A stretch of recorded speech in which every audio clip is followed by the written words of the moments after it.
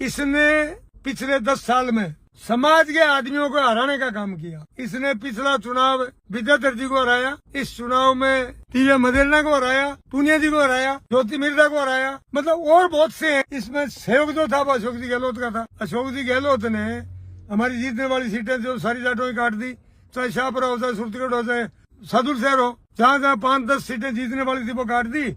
और दी कहाँ, ये बड़ी सादड़ी और बाली, वहाँ को जीता है क्या? इन लोगों ने हराने का काम किया और हम लोग मतलब समाज के साथ खड़े होकर के समाज को आगे बढ़ाने का काम किया। सबसे पहले मैंने ये कहा था कि अशोक जी गहलोत और हनुमान बेनीवाल दोनों मिले हुए हैं और ये मिलके जाट समाज का नुकसान कर रहे हैं। उस टाइम लोगों के गले नहीं उतर रहा था कि ये तो बीजेपी से सहयोग से जीता हुआ था, नहीं मानी। आज ये पूरी बात साबित होगी कि ये दो ही नहीं, इसमें गोविंद सिंह डोटासरा का भी सहयोग था। तीनों ने मिलके और इस चुनाव के अंदर जाटों का बहुत बड़ा नुकसान किया। ये कहता है समाज की बात अन्य समाजों में रिश्ता करना, तो मैं ये कहता हूँ कि ये तो चौधरी चरण सिंह जो हमारे समाज का मसीहा था, उसकी वाणी थी कि अन्य समाजों से भी रिश्ता करो। बाकी रही बात, मेरे 5 बच्चे हैं, 4 लड़की 1 लड़का, सब जाटों में आए हुए हैं।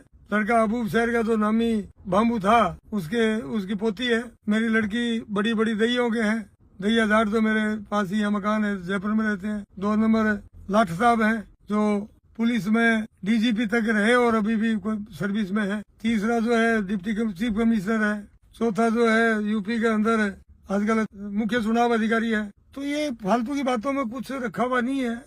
ये एल बैल बात करने से कुछ मिलता है क्या? तुम अगर जातिवाद की बात करके नफरत फैलाते हो तो 36 कौम साथ से कहाँ से आई भाई? बातें करता है 36 कौमों की।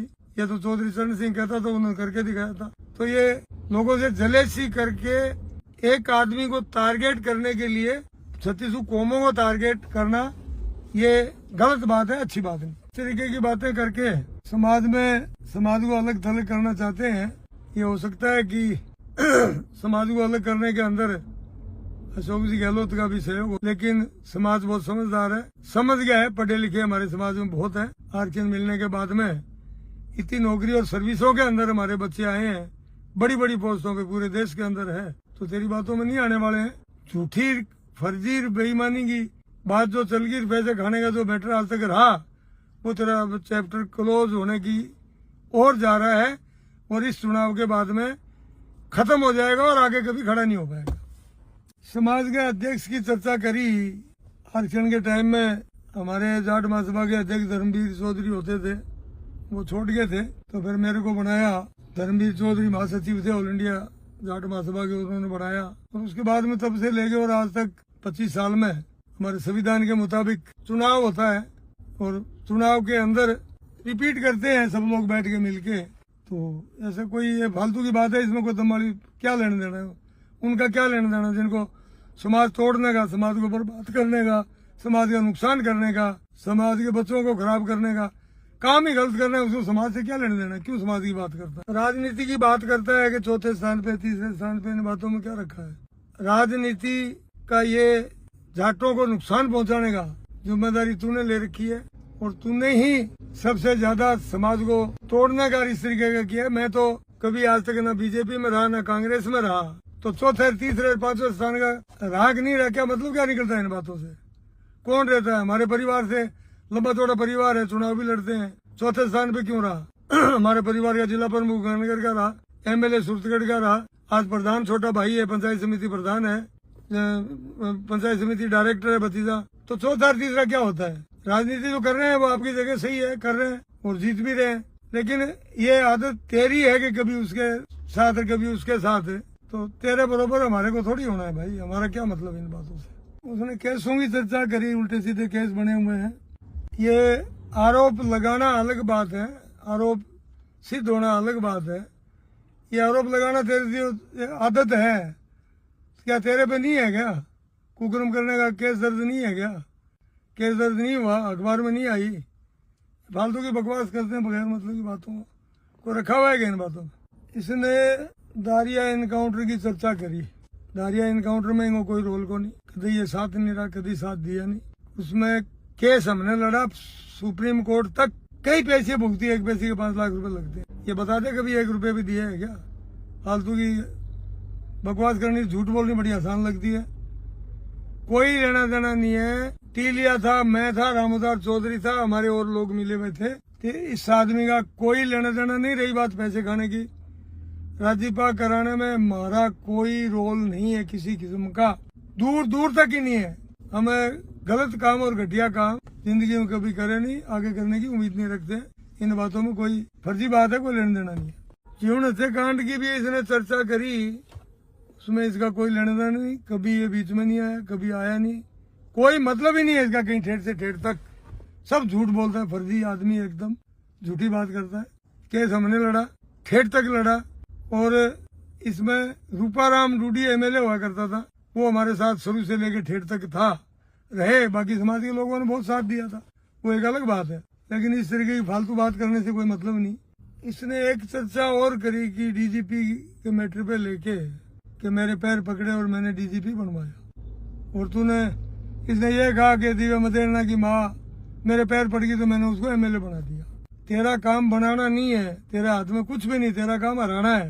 लोगों को खड़ा करके, जाटों को लड़ा के हरा सकता है। दिव्या मदेरणा को भी हराया, ज्योति मिर्जा को भी हराया, और बहुत से लोग हराए। मैं 10-20 आदमी नाम गिना सकता हूँ, लेकिन बनाना तेरे बस की बात नहीं। पैर पकड़ के डीजीपी की बात कर रहा है। मेरी जब से ये बदतमीजी पे आया और गलत काम करने लगा, 10 साल से मैंने बात तो नहीं करी इसे कभी। आज तक 10 साल में मैंने इससे बात नहीं करी, भी मिला नहीं। तो ये एक फर्जी और झूठी कहानी बनाता है और बात करता है। ये आपके परिवार का नहीं हुआ।